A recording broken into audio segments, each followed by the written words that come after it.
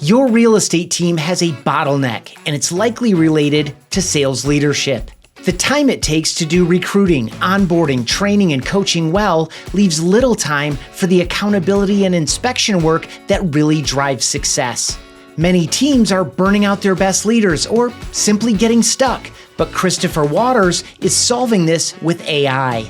Here in this conversation, he breaks down the enforcement loop that makes agent training actually stick. Why PPC leads often demoralize agents while high-intent leads can drive a 1.6 to 1 lead to appointment ratio. And the emerging enterprise model with agentic AI handling transactions, voice AI setting appointments, and agents showing up exactly where they add the most value. Enjoy this time with Christopher Waters right now on Real Estate Team OS. No matter where your business is today or where you want to take it, you'll get there faster and more profitably with an operating system. Welcome to Team OS, your guide to starting, growing, and optimizing a real estate team. Here's your host, Ethan Butte. Chris, I've read most, if not every book written about real estate teams, and The $1 Million Real Estate Team is one of only 2 books that I highly recommend. Thanks for writing it, and welcome to Real Estate Team OS. Man, thanks so much for having me on. Yeah. It's been a while, and I am going to make you revisit that book, but we're going to start where we always do, Chris, which is a must-have characteristic of a high-performing team. What comes to mind for you? Ooh, man, one word, perseverance. Tell me more. Man, what's really tough about real estate teams is most everything about the business stays pretty constant year to year. Whether it's recruiting or training agents, onboarding agents, most of the impact zones, speaking of the book that we talk about, most of the impact zones stay pretty consistent. The leadership and training side, the leadership books you can go pick up, like John Maxwell and all those, guys, those things just stay constant. But there's one thing that seems to change every 3 to 6 months, and it's the lifeblood of our business, and it's the lead generation side. Mm-hmm. It's every 3 to 6 months something is radically changing, and so it takes a lot of perseverance mentally to deal with how fast things change. As of the filming of this, the big thing happening right now is agentic AI, autonomous AI software, and the Clawbot and those things. And so, a lot of teams will get some cost savings from using those tools. From when you would think about their operational expenses, but unless you're somebody like Amazon or Microsoft, and you can go shed 50,000 employees. Right. On an absolute basis, the dollar amount's pretty small. And where it can materially have a massive impact on your business is on the lead generation front. I mean, this past year, I started having people call me saying, ChatGPT recommended I reach out to you. And that's a lead source that was not on the drop-down pick list, right? Yeah. And that just seems to happen every single year in this business, man. It's every year you gotta, you're chasing a unicorn, try to capture a unicorn and, get the formula on the lead generation side. So the perseverance piece that I'm hearing from you is staying in touch with what's going on, probably not overreacting or over investing in things that are, I hate to use this term, but everyone understands it, the shiny new thing or whatever.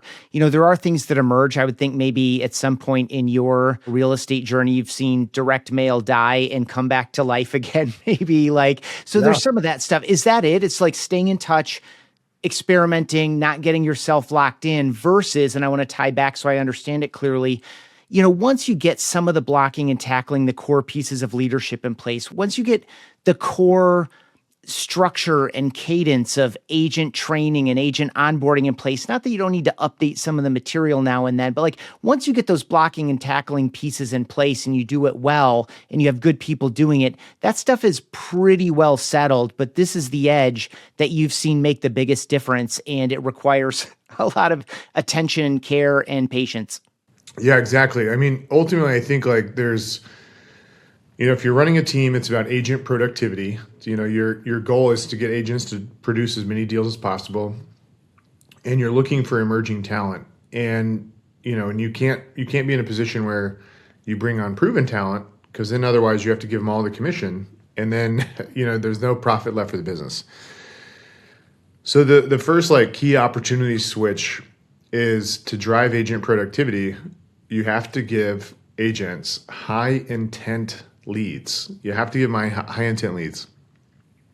Now the second big opportunity switch that I didn't realize was that it's so crazy. You mentioned the book. So we wrote this book 7-8 years ago, right? Yeah. And like I've had so many, we had, 30, 40,000 people buy the book, and obviously that's not a lot of people, but it's very niche, the book. Absolutely.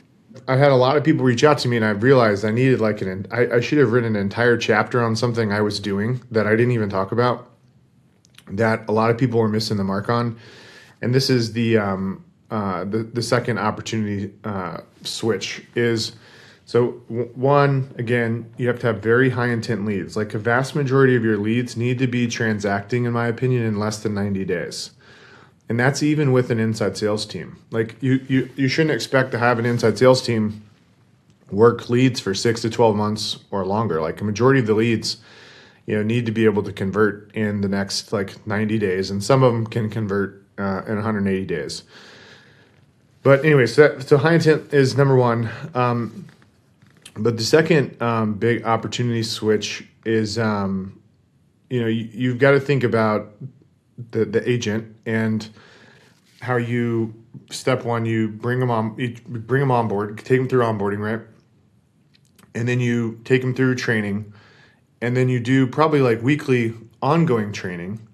But then there's this key piece of the loop in the opportunity for the agent that's missing. And that key part of the loop that's missing, that almost every other industry has, is this enforcement component of the loop. Mm-hmm. And so what I mean by that is, like, again, you do all this, and most brokerages do a great job with training and onboarding and all these things. But where they stop is they don't inspect what they expect. They have no way to inspect what they expect because of the agent to team leader ratio. Mm-hmm. A long time ago, I think 20 plus years ago, 20 years ago, my wife worked for this massive property management company called Greystar. And they have, I think they're one of the biggest property management companies in North America. It's an insane number of apartment complexes that they oversee. And they mystery shopped her, she worked in one of those little community centers, right? And it's this huge massive community. And they mystery shopped her every single month.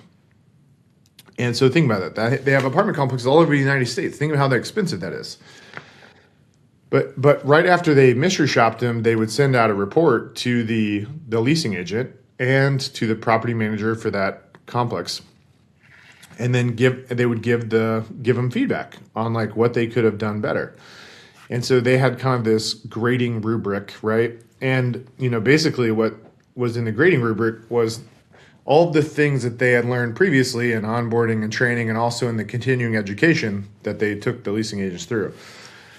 And so what I didn't write about in the book was that last piece of the agent opportunity. And again, the last piece of the agent opportunity is the inspecting what you expect, or the enforcement part of that loop. And without it, no adaptation happens. Mm-hmm. So if you're not inspecting what you expect, and you spend all this money in training, onboarding, continuing education, and you don't inspect what you expect, then adaptation never happens. And everybody's heard that saying about, you go into a seminar and you only hear you can only remember 10% of what they said, right? Right. And so it's not even about like criticizing the salesperson or any of those things. It's just like helping them, get adaptation.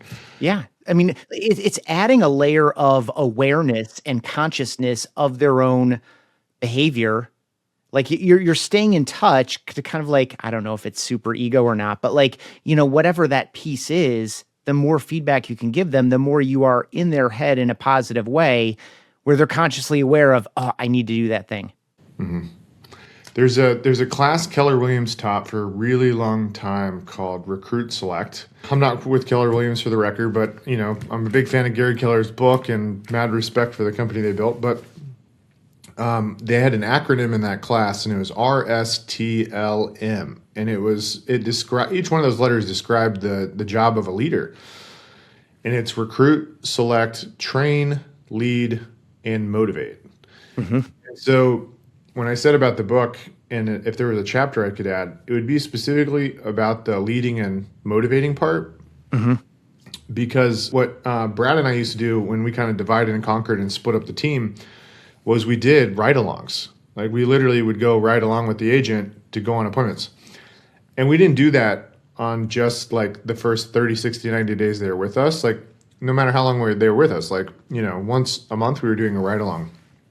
The other thing we were doing was we spent time listening to the phone calls, like the call recordings. It was through doing those activities where we were able to inspect what we expect. And, I had a lot of people reach out to me about the book and say, I've had a tremendous number of people reach out to me and tell me that they got stuck between the early climb and the awkward teenager stage. Mm-hmm. And so that's usually like once you exceed like somewhere around 150 deals, when you like go into what I call the awkward teenager stage. The reason most people get stuck, what I have found is they, at that exact stage is when you have to hire your first sales leader, because that's when you start, the agent to team lead ratio, you start getting spread too thin. Yeah. By the way, really quick, sorry to interrupt. What is that number approximately, especially if you're still producing? What is kind of the break point ratio of agents to leader? 5 to 7 agents max. Yep. Good. Yeah. So that breaks, and now you're looking for a leader for the buyer's agents. That's exactly. And so, I had all these people reach out to me, and even people I partnered with to help them scale their teams. And a high percentage of them, very high percentage of them, had a very tough time finding that first sales leader to join their team. And a lot of them would turn through a lot of sales leaders to help them find the right one. And something I think I realized that's a big like flaw in the team model, and again something I wish I could do a whole chapter on, is when you think about the responsibilities of a team leader, they're way too wide. Like you have way too many activities. So like even that first sales leader you hire, that's going to help you go from, we'll call it 5 to 7 agents to 10 to 15. That person's job title is too wide. Like they're doing the recruiting. They might have an inside salesperson helping them like put appointments on their calendar to recruit, but they're doing interviews, they're doing running team meetings, they're doing training, they're doing onboarding. They're inspecting the CRM to see if people are following up with the right process to convert leads. Man, their job title is so wide. And I didn't, I had a lot of people, again, read the book that told me that they were getting stuck and that they were burning through sales leaders. And I was like, man, I guess I just got lucky down here in Austin. So like, for example, Brad was my first sales lead, and, he worked his butt off. He was working like 60 plus hours a week minimum. Weekends, evenings, like everybody was just working their tails off. Thank God none of us had kids at the time. We brought on our next sales leader. Her name's Susanna Medrano, who is just a complete beast. I mean, she is just such a badass. Just a freaking unicorn. And then, after we started expanding, I moved Susanna up into this kind of national leadership and trainer role to help out all of our partners. I tried to replace her And then I finally started to see what everybody else went through. Yeah, totally. I hear I, that story a lot, even like with a highly productive agent in their first assistant. They go through two, three, four, five of them and they feel like I can't get there. And now you're looking for something even more specialized with even more responsibility. It requires some good luck, some good training. And how did that process go for you once you tried to replace her? it was not good, man. It was expensive. We went through several of them. What's the process? Are you looking at other teams and brokerages? Are you looking for great agents on your team? Are you like headhunter out there to get people you don't even know? Like, how are you looking for that type of a role? And I'm asking, of course, on behalf of a team Yeah. leader that's either struggled the same way or on the verge of trying to do that thing. So I've literally done it all. I've paid the headhunter. A headhunter charges about 25 to 28% of like the annual salary and or annual total comp package. And so I've hired multiple people using a headhunter. I've tried growing people organically. I've tried finding people in other industries that are adjacent to ours. And I wish I could just give you like just a roadmap and say like, hey, this is like the Right. proven way to do it. It's just you're looking for a driver personality. You're looking for someone on the upward curve in their on their career from a trajectory perspective, and you need someone that's going to work a lot. I mean, this is not a 40-hour a week job. Like I'm married, I have two kids now. Like I'm not the person to hire to go be a team lead because I'm just there's one thing with that being said that I think's been a pretty big breakthrough for us this past year on the technology front. And that's been leveraging AI to help our sales leaders be able to manage more and do it in less time. I have the right sales leader now, and we've been using this AI grading tool for about 6, 7, 8 months, and it's been a game changer for her. And I ask myself, if we gave this tool to another sales team leader, or one of the previous ones I had, would they have been successful? And I can't say with certainty that they wouldn't have been successful because the people I had previously worked really hard. They all had great intentions. It was really, I think, just a matter of time. They weren't able to. I hired people that were super seasoned. They've been in the industry 20 years. They came from companies like Open Door, OfferPad, and got to see, hundreds of millions of dollars get burnt and all the things not to do. And hired people from the home building industry. And man, I kind of think back and I'm like, God, if I had had these AI tools for them, I think they probably could have done the job in a 40 to 50 hour week. And it's knowing what to look for and listen for. Like, what are the signals in all of the noise that you don't have time to go through yourself, all the calls and everything else, and being able to feed that back to the agent in a constructive way. And then the AI is doing all of the signal finding so that you're giving them good information to process That's exactly right. and a lot more of it than they could ever look at and process on their own. So, like when I quantify the number of hours a sales leader should be listening to calls, it should be a minimum of like 1 hour a day. So that's 20 hours a month, right? That's a chunk of time. When I think about how many ride-alongs they should be doing with agents, like they should be doing at least one every afternoon, from like 3 o'clock to 6 o'clock. And that's 3 hours a day. Times 5 days is 15 hours a week. Times 4 weeks is 60 hours.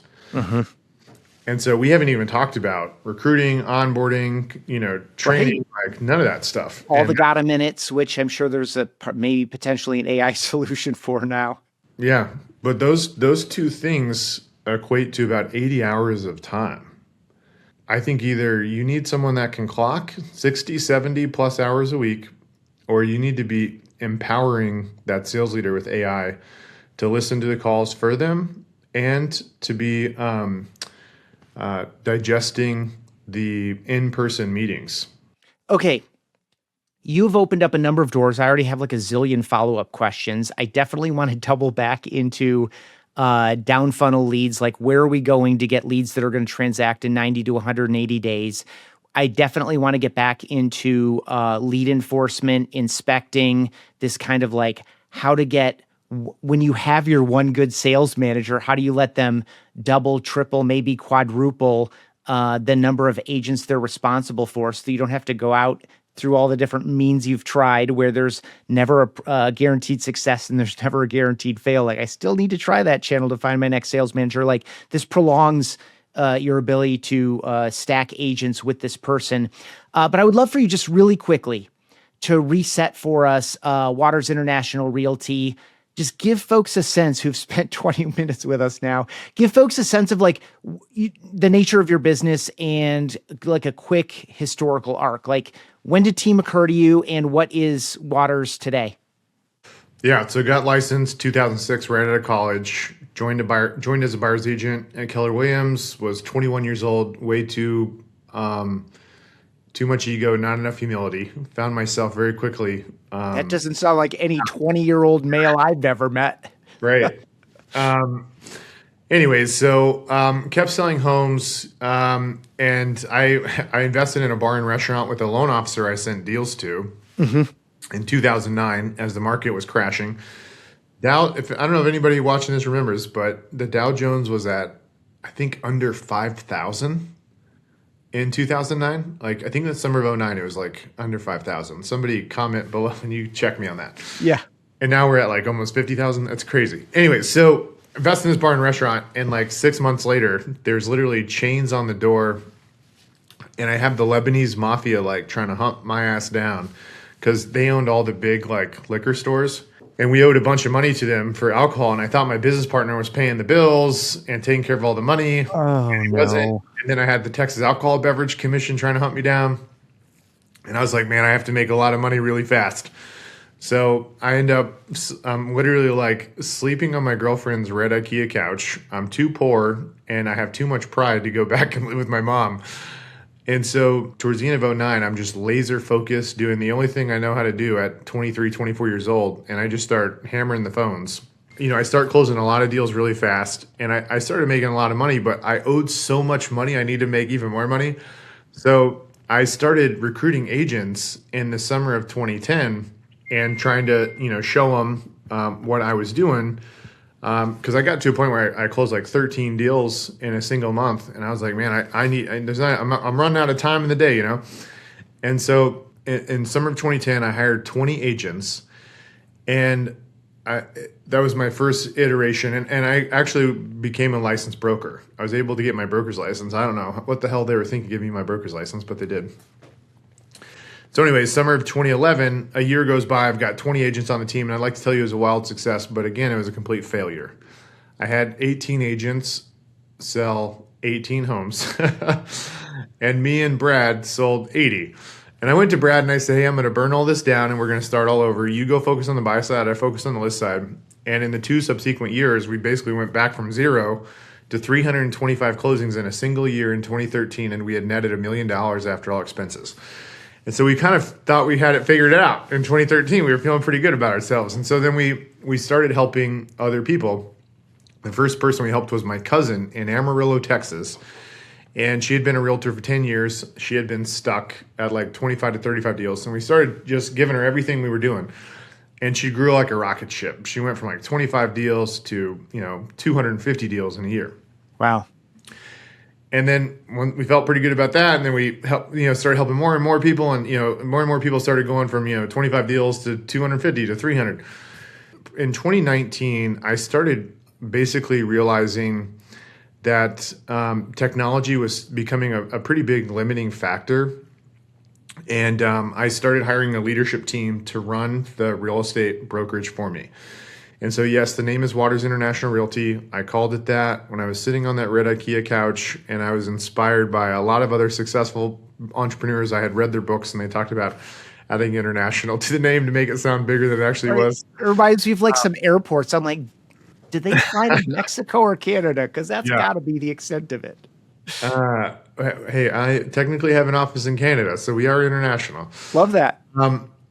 Yeah. So, anyways, I went full tilt on the tech side. We hired a leadership team to start running the business. The brokerage uses the team model. So it's every single one of our agents is selling worst case 60 homes per year. Worst case. And they're not experienced agents and they have zero database. So they come to me with no database, no leads, like minimal experience. And, we get them to selling 60 to 120 homes per year. I can tell you, I've had people come to me that were like 911 operators, had 5 kids. She sold like 117 homes. People of all kinds of backgrounds, and they're selling between 60 and 120 homes a year. And so that's how our business runs. And we have some people across the U.S. we partner with to really help them give our operational playbook to scale up. But I spent the last 7 years on the tech front. 5-ish offices, like you have multiple markets covered. So we have, I have, I guess what you would call as a corporate team. My home base is in Austin. We opened up a team in San Antonio in 2020. We opened up a team in DFW in 2022. And then last year we opened up a team in the Killeen Temple Waco market. And then we've got about, I think, half a dozen or a dozen partners like that we work really closely with. Like our team like flies out to them, they fly to us. It's a very tight knit kind of situation. Yeah. What is central to Austin and what happens locally in those other offices? Like, I assume the guts of the operation are all centralized and you have like a team leader, a sales lead there. Anything else that's local to each of those? Yeah, great question. So this took a lot of trial and error, figuring out what could stay local, and then like what did you need to hire? What did you need to hire local in the expansion markets, and then what did you need to keep at home base? Yeah. And so the key things we try to keep at home base is the leadership team, the marketing team, HR, accounting, bookkeeping, all that kind of stuff is at home base. Our primary sales leader is out of Austin. I don't necessarily think your sales leader has to be in your home base. But the people that we have found that it's surprisingly helpful to have in your, like physically in the expansion office, is the person that helps you with recruiting and like HR and onboarding, that type of thing. Ideally, in a perfect world, you'd have a sales leader in the physical office, but like with AI now, it's not actually it's pretty wild. Like you don't actually have to have them in that physical office, but it's definitely preferred. But worst case, they drive there. The other person that's I think pretty key in that physical office, like local in each expansion market, is your transaction coordinators. Mm-hmm. So we get our TCs. They're either come to us licensed or we get them licensed, and there's a tight bond that forms between them and the agents, and so that physical presence of them in the office really helps. So recruiting, sales leader, and TC, and then what we call is the field team, which is like your courier, photographer, stager. You want those people local. Thank you for that. That's a really good rundown. Obviously, there's a lot more expansion today even than I remember. The first talk of expansion, I was at a software company called BombBomb, and I was going to all the Keller Williams events like 2012, 2013, 2014. Like that was the first time I heard about expansion teams. And I feel like it's actually manifest today more so than the early day and the early vision. And some of the stuff that you've worked your way through still isn't standardized yet. So thank you for sharing that. So the double back I wanted to do was taking someone who obviously has some promising characteristics. If you're a 911 operator, you can obviously operate under stressful situations. You're a good communicator. Like there are a lot of check boxes there. So like speak to either side of this. And I think this is also going to check my interest on how to get really good down funnel leads that are ready to transact in under 90 or certainly under 180 days. How do you take someone new to the business and get them to 60, 80, 100 homes? Like what are, like, obviously not in detail and you can't like break it all down, but like high level blocking and tackling, what are a few things that you've put into place that has allowed that to happen on a repeatable basis? So first off, our churn rate in the first 90 days is pretty high, and it's part of our process. So I read this book probably, 12, 13 years ago called The Rare Find. What the author did was he went and studied all of these industries and specifically the companies within each of these industries that perform at a really high level. Like when you look at the income per employee or whatever, it's like through the roof. He also looked at nonprofit. There's a nonprofit called Teach for America, which I think is ranked number 4 or number 5 as one of the hardest companies to get a job for. And it's a nonprofit and you make no money and they put you in the worst schools in the entire United States where there's guns, violence, like parents are drug addicts, all that kind of stuff. They made a movie about this called Dangerous Minds back in the 90s. Oh, sure, yeah. The key thing I took away from that book is, how important practical application is. And so the thing that's common and that the author finds as he's going in all these different industries is like when, you're hiring somebody that's going to be in a very performance oriented role, you really need to see before you put them out in the field, how are they going to perform in a real world setting? And so Teach for America, for example, sets up a mock classroom as part of their test out. In the military, I mean, you've heard all the stories of what they do to the, special forces guys, taking them through these training exercises. So, our training is, it's very classroom style for the first week. And then the second week, it's super heavy role playing. And then we send them out on appointments to shadow our other agents. And then the second thing is we have them come back to the office and do a test out. And so they have to test out with somebody else on the team. And then once they complete the test out, then we send them on 5 appointments by themselves. So at this point, they've gone through training for 2 weeks. They've shadowed multiple appointments. They've done the test out. We have a lot of people fail. So they've probably done the test out multiple times. And then they pass. And then we send them on those 5 appointments. And they have to bring back 3 of those 5 appointments. And the listings have to be priced accurately. And they have to have used our AI appointment grader app so that we can get boots on the ground feedback. And then if they bring back 3 of the 5, then they've made it on the team officially, and they're going to stay with us for a long time. I mean, we still have some people fall off in month 2 or month 3 because they realize this is what they want to be doing or whatever. But usually after month 3, they're with us for a long time. And I've had listing agents that have been with me 7, 8, 9, 10 years at this point. So in a nutshell, that's kind of the framework. Yeah, really good. Give me 2 minutes on down funnel leads. Where, and I know just going back to the beginning, of course, you said it changes every 3 to 6 months, but historically, what have been a couple of, and I would assume that the AI opportunities that you're getting are based on, all of the seeds that you've planted digitally over, more than a dozen years time. But for someone that's where do I get leads that transact in 90 to 180 days? Yeah. So, or less. For the most part, I have to tell people for the most part, these PPC campaign strategies and social media strategies that get run by most of the tech companies that are, they employ these, search engine marketing people, and then they run PPC ads for you, or they run social media ads. There's, when they set those up, their goal is to generate mass quantity of leads at the lowest cost per lead.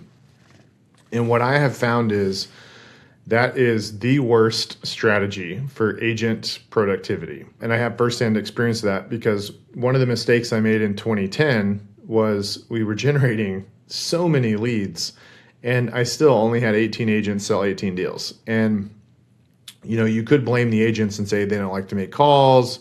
I hired the wrong people.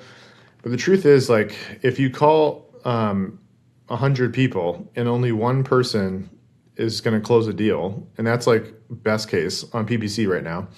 Actually, I think I read a report last year, the National Association of Realtors surveyed agents and team owners, and the conversion rate of PPC leads was between 0.45 and 0.65. I think you guys listening to this can go Google it, but I think that's what they said the range was. So that means you need almost 200 PPC leads to get one deal closed.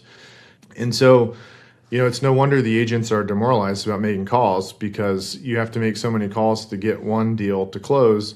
And then you have to have such a big pipeline and manage such a big pipeline over, 3, 6, 12 months. It's super hard. It's demoralizing. Like, it's not fun. Like, who wants to, stay on top of, hundreds of leads and close, best case, maybe 2 deals a month. So to answer your question about the leads that convert the fastest, the people that are selling a home, they're typically experiencing a major life event. So a vast majority of people selling, they are going through a divorce, they inherited a home, they're going through probate proceedings, they're facing foreclosure. By the way, those 3 things I just mentioned is a high percentage of the number of people selling: death, divorce, and financial distress.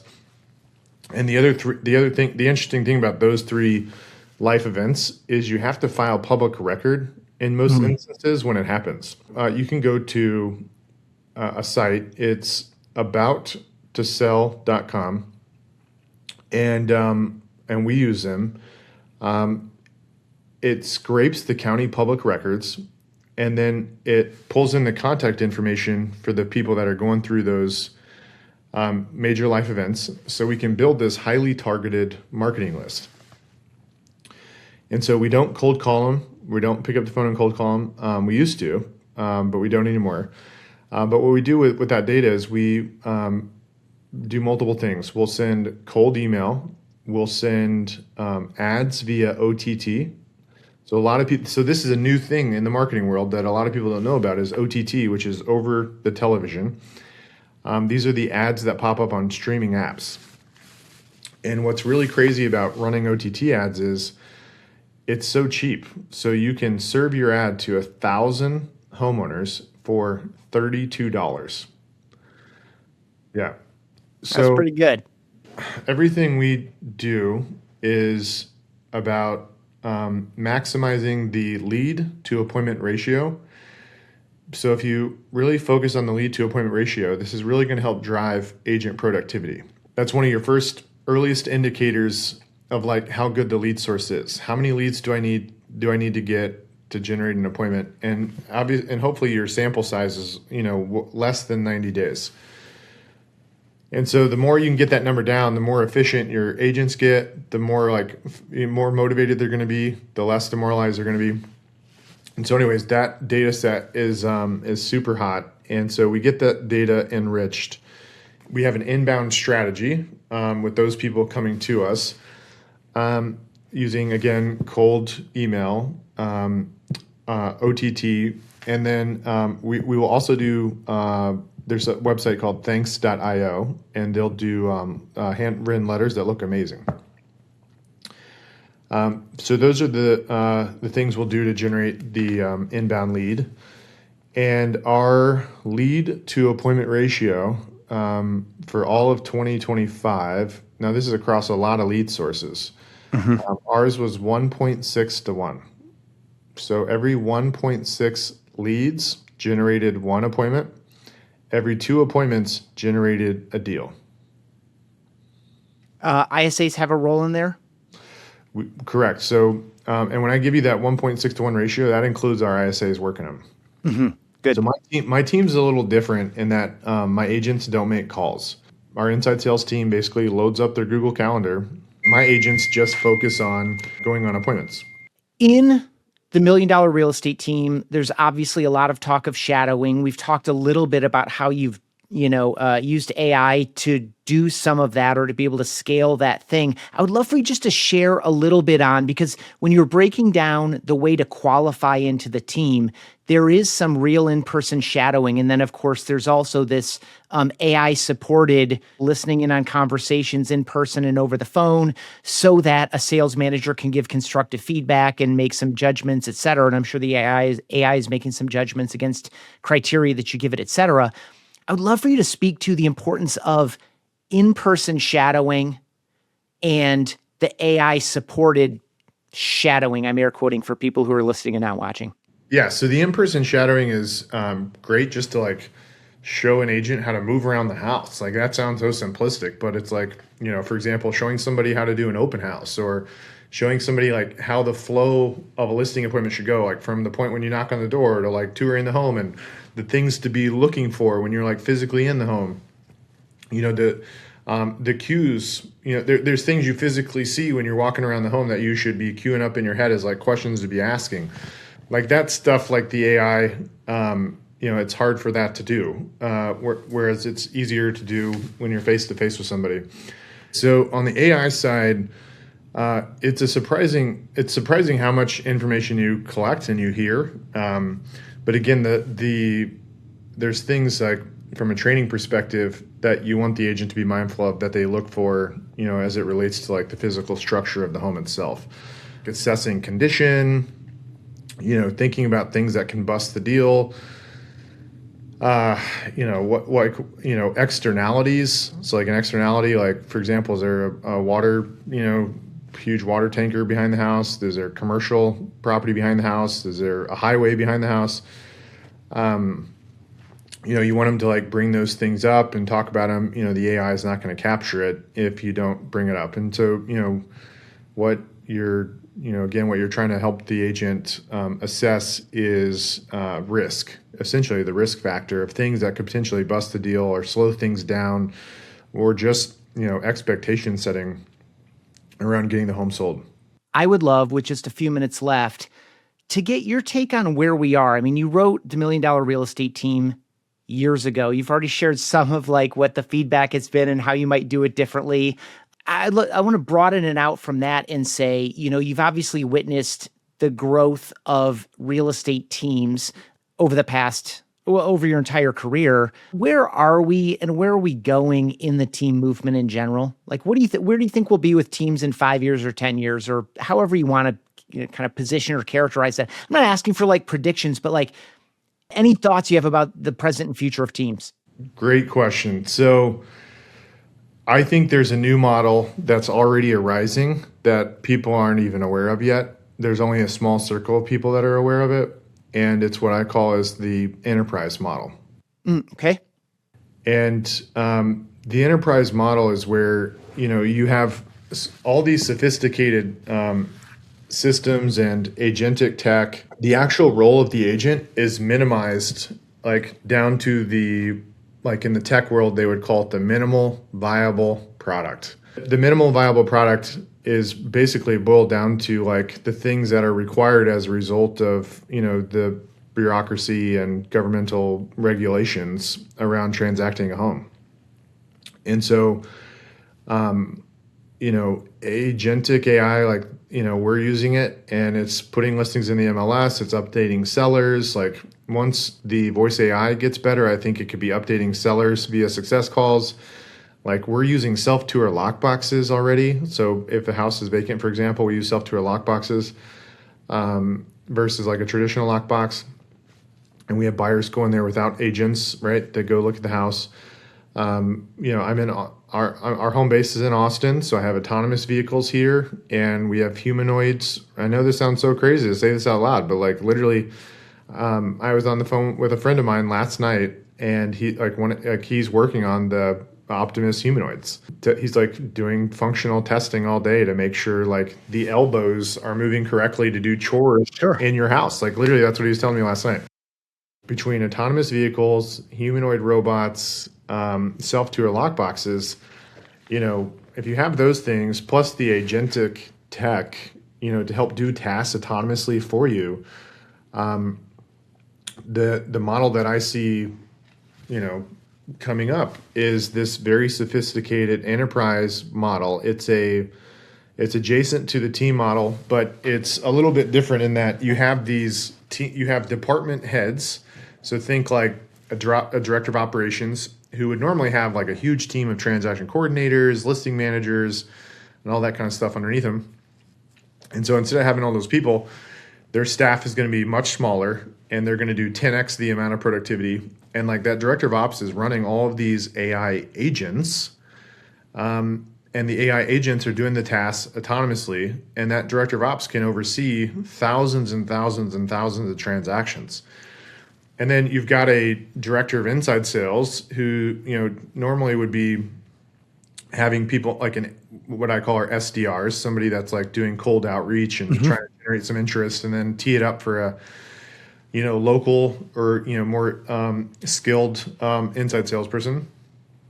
And so ultimately, I think that the director of inside sales is going to have this massive team of voice AI agents, and then the voice AI agent's job is basically to just tee it up for it's still going to be a phone call with an ISA that's, in our case, we're going to make sure they're licensed, and that they're a subject matter expert, and we're not going to have very many of them. And our inside sales agents won't be doing any outbound calling. They'll literally have discovery calls on their calendar booked every half hour. So like my inside sales agents right now book between 60 and 90 listing appointments per month, each one. And so I think I can 10x that number with voice AI agents, and then just putting the discovery calls on their schedule. So the next department is like recruiting, training. I think the recruiting and training functionality, that's going to be that's going to be a difficult one to leverage agentic AI on.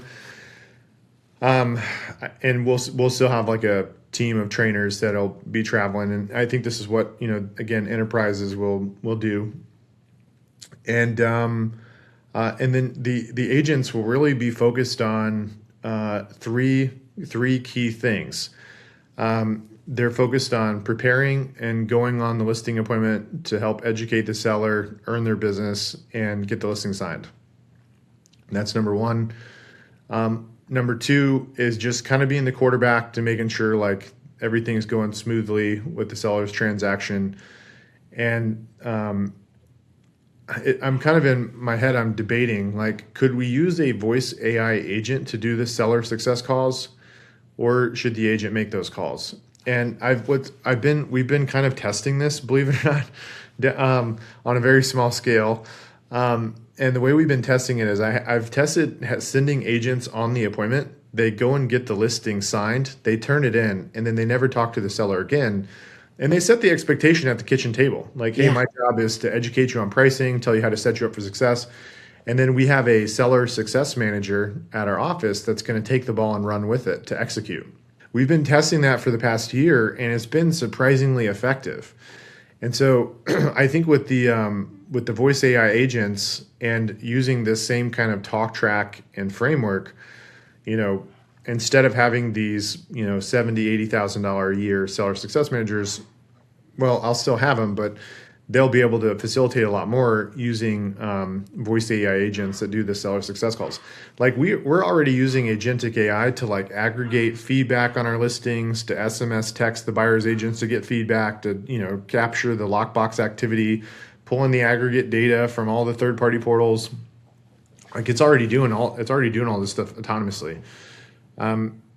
So anyways, I'm going down the rabbit hole here, but the next model is this very sophisticated enterprise model where you have these amazing leaders that are overseeing, fairly large teams of AI agents, and you're keeping the agent really focused on the thing that drives the most value for the consumer, and keep them, away from all the things that, slow the agent down and don't help them add value to the transaction.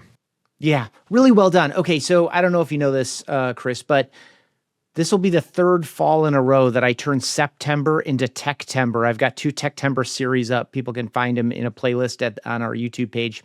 I'll link it up down below. But I definitely want to have you back. We'll record like late summer for a Techtember release on where you are with all this, and we'll get into the weeds on all of it. For now, I'm going to say thank you so much for spending this time with us. And if someone wants to learn more about you, some of the tech that you're using, some of the stuff you're working on, you're obviously a very thoughtful operator who's doing some very clever and progressive things, as you have throughout your entire real estate career. Where would someone reach out to connect with you or learn more about what you're up to? So kind of the latest and greatest thing I've been doing is the AI call grading and the AI in-person grading. You can reach out to me, go to Table OS. It's like kitchen table, but just table, tableos.ai. It's a landing page for the AI tool we built. It's a mobile app for the agents. It integrates directly with Follow Up Boss.